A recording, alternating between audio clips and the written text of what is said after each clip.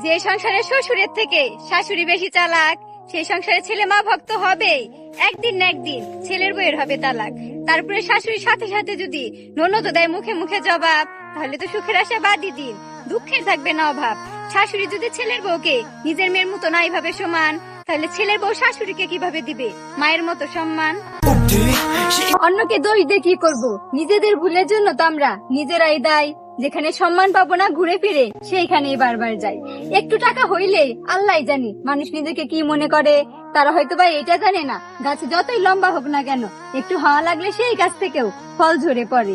কথায় আছে না, মানুষ যতই বারবার হোক না কেন, সময় আর পরিস্থিতি মানুষকে ঠিকই নিচে নামাবে। তারা যে কর্মফল করতেছে সময়ের সাথে সাথে সেটাও ভোগ করতে হবে। তোমাকে প্রতিষ্ঠিত করতে মা নিজের জীবন করতেও ভাবে না ছাই, অথচ বৃদ্ধ বয়সে সন্তান পাশে থাকার কথা, কিন্তু সন্তানই পাশে নাই। তোমাকে